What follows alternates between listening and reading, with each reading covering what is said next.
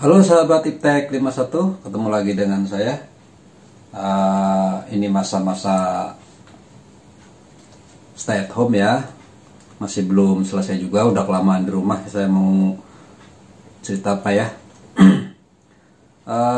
Mungkin kali ini saya akan coba membagikan pengalaman gitu ya. Ini pengalaman sudah lama sekali. Dulu mungkin tahun 2008 pada saat saya menjadi tenaga kerja Indonesia di luar negeri, yaitu tepatnya di Malaysia. Nah, bagi kalian yang mungkin ingin, mungkin kalau saat ini agak susah gitu ya, tapi mungkin suatu saat kalian ingin bekerja di luar negeri, entah di negara terdekat ataupun di negara yang jauh. Tapi saya akan mencoba memberikan pengalaman saya bagaimana cara kita bekerja di luar negeri. Maksudnya ngurus dokumennya ya, dokumen apa saja lah gitu ya. Oke, mungkin cerita ini akan panjang gitu ya, karena saya mencoba memberikan gambaran yang supaya lebih mudah dipahami bagi kalian yang memang punya impian bekerja di luar negeri. Oke, untuk di negara ASEAN atau nggak tahu Asia Tenggara gitu ya, yang bebas visa, sekarang ini untuk keluar masuk hanya perlu namanya paspor saja. Sekalian belum tahu paspor, inilah paspor ya. Ini adalah paspor. Seperti ini bentuknya. Ini paspor ya. Ini ada paspor satu keluarga dulu, tapi semuanya sudah off lah ya, sudah kadaluarsa. Tinggal punya saya saja yang belum.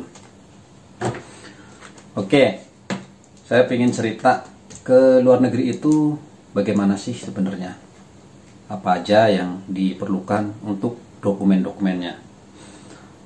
Oke, pertama-tama untuk kalau kita keluar negeri itu tujuannya untuk apa dulu? Kalau kita sekedar mau jalan-jalan, cukup pakai paspor ke negara tetangga terdekat, negara ASEAN yang bebas visa, cuma tinggalkan siapkan paspornya, kemudian tiketnya, duitnya, jalan, selesai gitu ya. Tapi jangan lupa kalau kita mau jalan-jalan, jadwalkan dengan jelas karena visa bebas kita adalah 30 hari.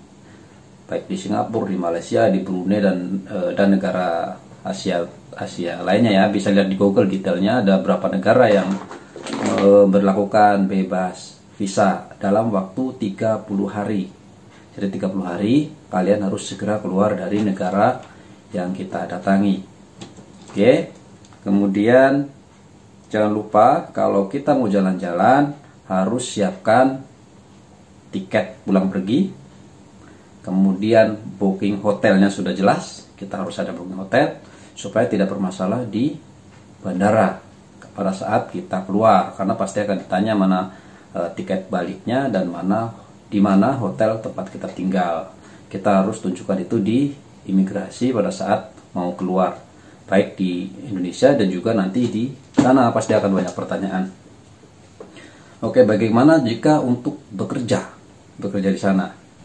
Kalau ingin bekerja tentu tidak bisa begitu saja ya. Jadi kalau kita punya paspor, jalan-jalan kemudian kerja di sana itu tidak bisa. Nah, tapi banyak orang juga sekarang ini, jadi istilahnya kita dengan visa kunjungan 30 hari di sana untuk bekerja sampai 30 hari lah ya. Biasanya juga para majikan di sana pengen datang kemudian melihat performa kerja kita selama 30 hari. Setelah 30 hari nanti kita akan dipulangkan kembali karena sudah sesuai dengan masa akhir dari visa kunjungan tersebut. Ini ilegal tapi masih banyak dipakai atau digunakan caranya untuk mempererat gitu atau saling mengenal antara majikan yang di sana. Banyak dengan cara-cara demikian daripada tiba-tiba panggil visa keluar dan kemudian kita nggak cocok ataupun mereka nggak cocok dengan kita gitu ya. Persyaratan untuk kerja, jadi kita harus mendapatkan namanya visa kerja. visa kerja itu adalah sebuah izin kerja yang dikeluarkan oleh pemerintah negara kita bekerja. Contoh untuk Malaysia, visanya dia seperti ini. Visa kerjanya ya. Jadi visa kerja biasanya umurnya adalah 1 tahun. Per 1 tahunnya adalah perpanjangan untuk ngurusin visa. Kalau saya dulu untuk visa kerja per tahunnya adalah sekitar 260 ringgit. Mungkin kalau dihitung sekarang sekitar 700-800 ya. Beda-beda ya. Jadi tidak semua sama, tapi bahkan ada yang sampai 3 juta untuk urus visa. Kebetulan yang saya sekitar 800.000 saja. Bagaimana cara ngurus visa kerja? Jadi visa itu kita nggak bisa ngurus. Jadi yang bisa ngurus adalah majikan kita di sana. Contoh misalkan kita mau di Malaysia. Biasanya prosesnya sudah umum. Kita akan dibelikan tiket untuk 1 bulan. Tiket pulang pergi. Kemudian kita bekerja sebulan. Walaupun itu ilegal tapi umum dipakai karena untuk tadi mengenalkan. Sambil majikan itu mengurus calling visa namanya. Nanti si majikan akan mengurus calling visa di imigrasi sana. Dia akan mendapatkan surat calling visa. Jika selesai dalam 1 bulan, maka kita akan pulang membawa sebuah calling visa. Sayangnya ini sudah sudah lama sekali ya. Saya juga tidak cropping, tidak foto apapun calling visa itu. Jadi saya lupa, ini cerita saja.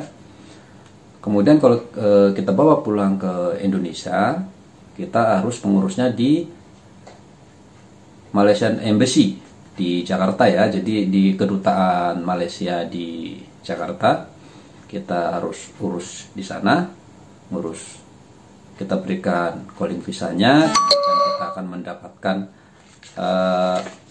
visa entry sementara yang diletakkan di paspor kita seperti ini. Setelah kita dapatkan visa sementara, kita sudah boleh berangkat ke sana. Boleh berangkat ke sana dengan visa sementara tersebut. Dan boleh bekerja sesuai dengan dapatkan visanya ya, biasanya dalam waktu 1 tahun. Oke. Ada 2 jenis visa. Jadi di sana ada single entry dan multi entry. Jadi kalau kalian mau bekerja di luar dan diperbolehkan pulang, boleh gitu ya, majikannya baik, boleh pulang kapan saja. Sebaiknya kalian minta multiple entry, yang artinya bisa masuk, keluar masuk setiap saat dan kapanpun selama kita pegang visa. Jika single entry artinya kita hanya bisa masuk, bisa keluar, tapi tidak bisa masuk lagi karena kita sudah hanya single entry. Dulu pertama kali saya tidak tahu, jadi ke sana dibuatkan single entry dan akhirnya terjebak 1 tahun lamanya tidak bisa pulang.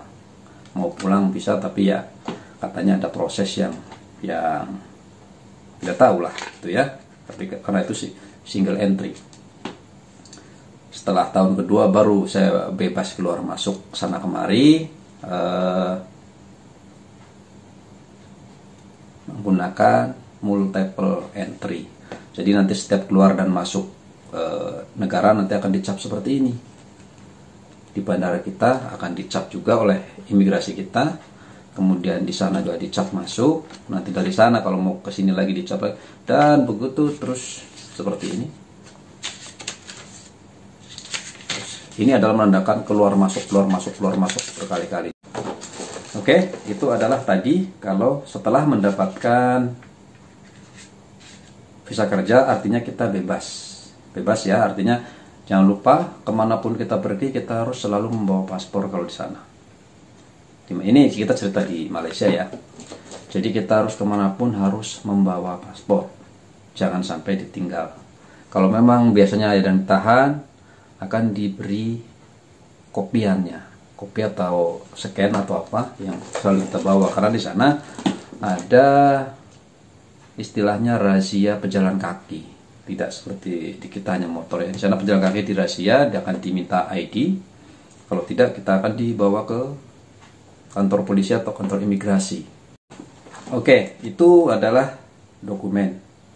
Untuk dokumen apa saja yang diperlukan untuk mengurus paspor, tentu ada, tinggal baca online aja, banyak di sana. Dan juga ada aplikasinya di Play Store untuk paspor online. Di sana ada syarat-syaratnya untuk bikin paspor. Oke, yang lainnya adalah mungkin selama kita tinggal di sana, misalkan kita bisa beli kendaraan sendiri, jadi di sana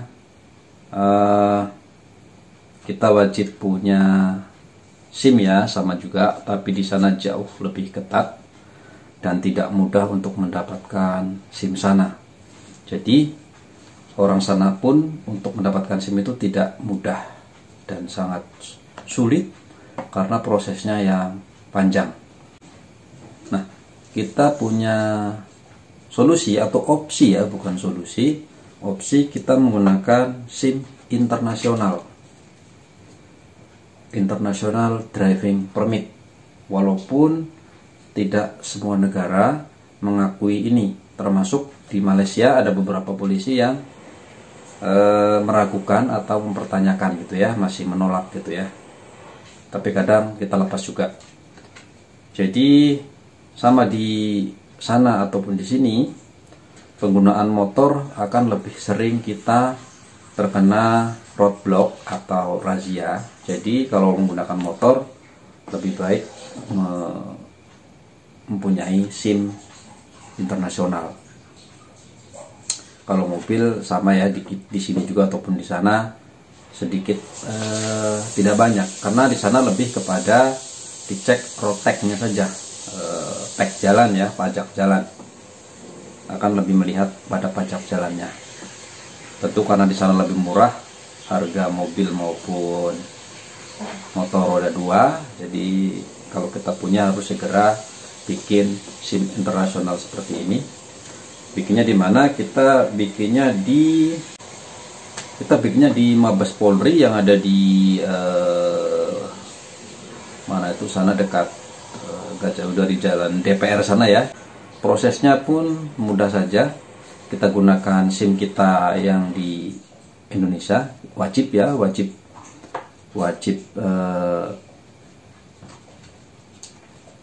harus punya SIM dulu, SIM-nya kita baru dikonversi ke SIM sana seperti ini, besar. Sebenarnya bukan SIM kali ya, cuman driving permit untuk berkendara gitu ya. Nah, prosesnya pun sebentar sekali.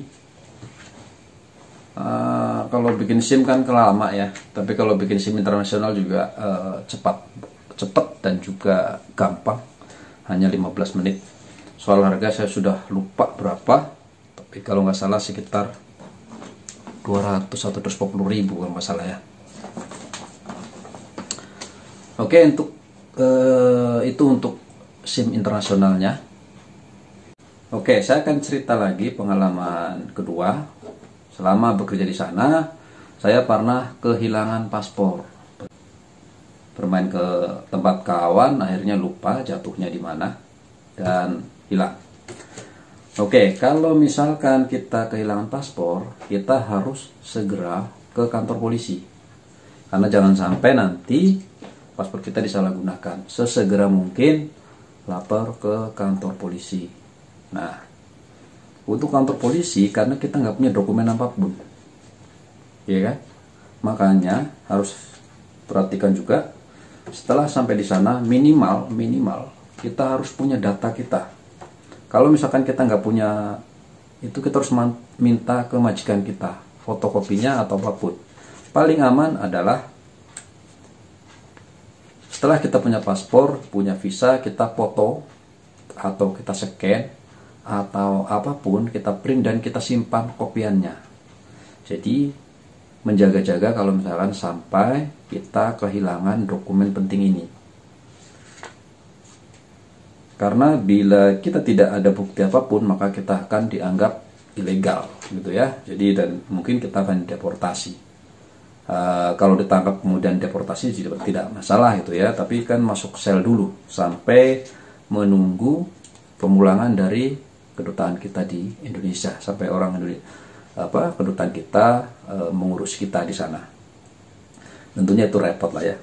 Oke, kalau kita hilang kemudian segera lapor polisi, tapi dapatkan suratnya, dapatkan semua dokumen dari kantor polisi di tempat kepolisian terdekat. Nah, jadi di pengalaman saya di sana, jadi tidak semua kantor polisi melayani kita dengan segera. Pengalaman saya ada 3 kantor polisi saya lapor, yang biasa ya dilapor di sini tidak bisa, saya dilempar ke sana, dari sana nggak bisa, tapi saya tetap mencari, akhirnya dapat sebuah kantor polisi yang nggak jauh juga dari wilayah saya. Akhirnya saya dapatkan surat. Setelah itu kita harus ke kedutaan kita, kedutaan besar RI di Kuala Lumpur, untuk mengurus paspor kita yang hilang. Di sana prosesnya mudah dan cepat lah ya, artinya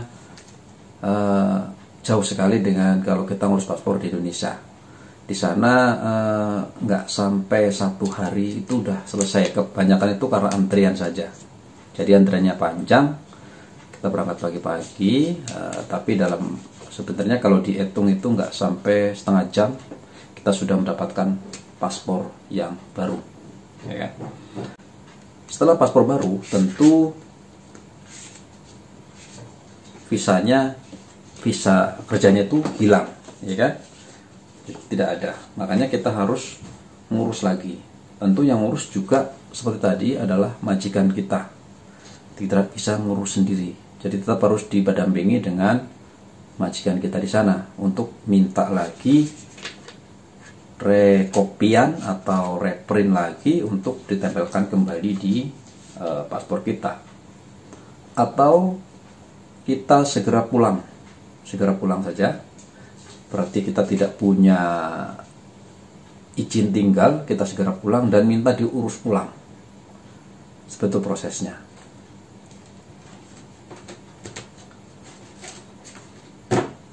Oke, itu tadi kalau kita kehilangan paspor, jadi harus ngurus dan harus pulang.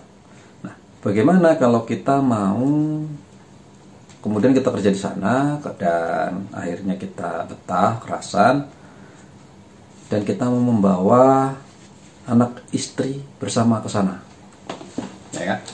Nah, untuk membawa istri atau anak ke sana, jadi harus ada proses juga sama.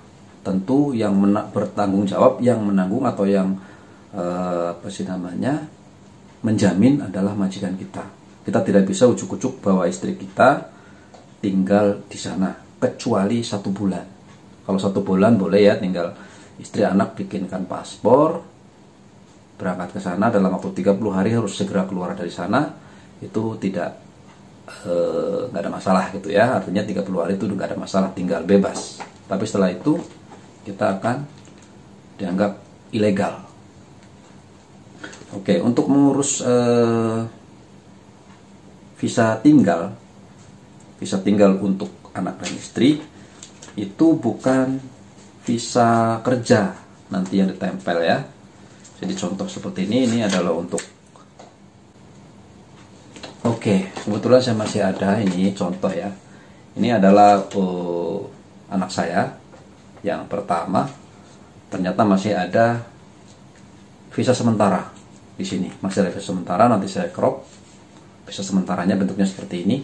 Ini dikeluarkan di Jakarta yang berlaku 3 bulan. 3 bulan. Setelah 3 bulan di sana majikan harus mengurusnya untuk mendapatkan visit pas sosial. Jadi bentuknya bukan visa kerja. Jadi di sini adalah visit pas sosial untuk anak ataupun istri. Ini ada ya di sini ya. Ya itu ya, kalau misalkan kita bawa istri atau anak tinggal di sana, untuk tinggal ya, tinggal, jadi tidak boleh Di sana pun tidak boleh bekerja, kita di sana hanya boleh tinggal. Oke, yang selanjutnya saya akan mencoba memberikan bagaimana jika kita mempunyai atau istri kita melahirkan anak di sana.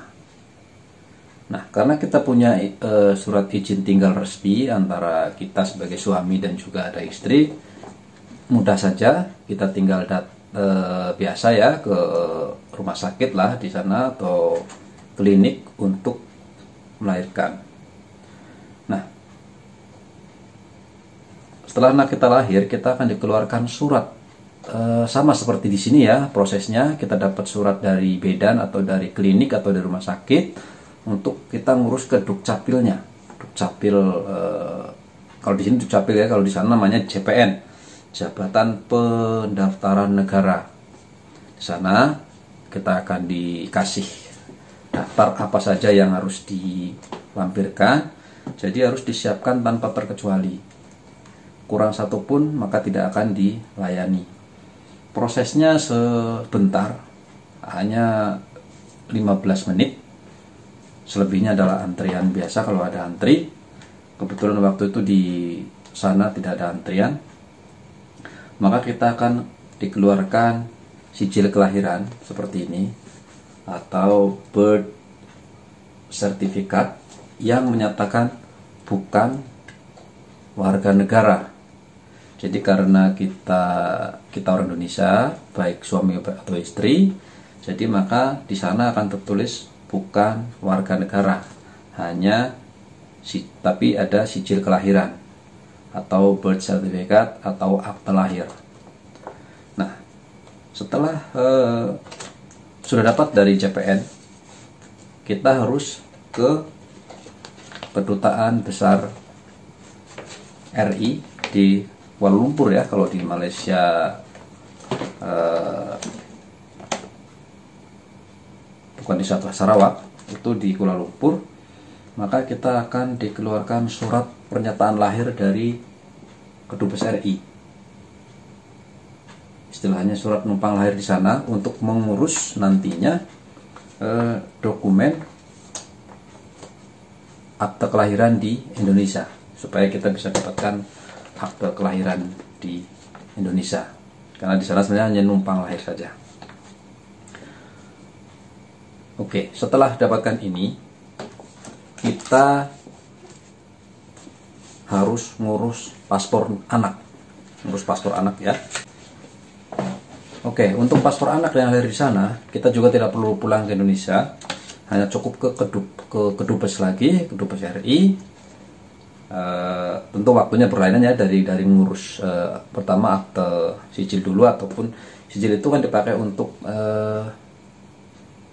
nanti di Indonesia, syarat juga itu kan, atau juga nanti dapat untuk paspor. Nanti akan keluar paspor seperti biasa, paspor anak biasa ya, cuman dikeluarkan oleh perwakilan RI di sana, dan juga hanya menerangkan ayah siapa, ibu siapa, dan nomornya, dan tanda tangan dari atase imigrasi di Kuala Lumpur.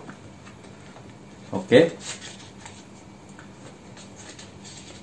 Kemudian setelah kita dapatkan paspor, lagi-lagi kita harus ngurus visanya juga. Visit pas sosialnya juga harus kita urus juga. Yang ngurus pun harus didampingi oleh majikan juga. Walaupun kalau ini katanya sudah bisa sendiri ya, nggak ada masalah, tapi akan lebih mudah jika majikannya yang urus untuk mendapatkan visa sosial, sama seperti istri kita yang pertama ataupun anak kita yang lain ya, yang lahir di Indonesia. Oke, tadi ya pengalaman tinggal di luar negeri, terutama pengalaman saya di Malaysia. Jadi intinya untuk kita bekerja, untuk kita itu sebenarnya mudah jika memang majikan kita mau bekerja sama, untuk mengurus itu semua. Jadi sebenarnya tidak sulit ya. Tapi yang jelas memang harus ada yang menjamin kita di sana. Jadi kalau kita mau membawa anak istri tidak serta-merta gitu ya. Jadi akan dilihat berapa pendapatan kita untuk biaya hidup di sana, dan juga seperti apa jaminan dari majikan kita di sana. Ya, apalagi ya, udah rasanya sudah tidak ada. Jadi hanya dia perpanjangan kan per tahun, jadi tinggal perpanjang aja setiap tahun, nggak ada masalah. Kita nggak harus pulang juga untuk perpanjangan visa. Nah, setelah 5 tahun habis, paspor ini akan habis setelah 5 tahun. Dan jangan lupa paspor selama 6 bulan sebelum masa habis, sebelum masa berlakunya habis, kita harus membuat segera. Karena apa? Jika 6 bulan kita nggak segera urus, maka kita tidak akan bisa masuk lagi ke negara tujuan. Artinya kalau visa kita misalkan di Malaysia kita kelewat gitu ya, udah umurnya 5 tahun, kita sudah 2 bulan lagi mati. Kita masih bisa pulang ke Indonesia, tetapi nanti kita tidak bisa akan ke sana lagi. Jadi harus diurus dulu, minimal 6 bulan sebelum. Baik itu mau jalan-jalan, kerja atau apapun, kita tidak bisa paspor yang masa berlakunya habis 6 bulan ke depan. Jadi harus segera urus. Oke, Sobat Iptek 51, rasanya itu saja pengalaman saya tinggal di luar negeri. Baik untuk kerja ya, untuk jalan-jalan belum bisa. Sampai sekarang akhirnya belum bisa jalan-jalan ya. Itu untuk kebetulan bekerja di sana. Mudah-mudahan kalian yang ingin suatu hari nanti ya, mungkin setelah pandemi ini selesai, mungkin ingin ke luar negeri, silahkan. Kalau yang mau komen, mau bersekedar bertanya, jangan lupa di komen. Dan juga kalau jika ada yang salah ataupun saya terlewat, silahkan juga dikoreksi. Oke, itu tadi sekedar sharing pengetahuan buat kalian semua. Mudah-mudahan bermanfaat. Bye-bye.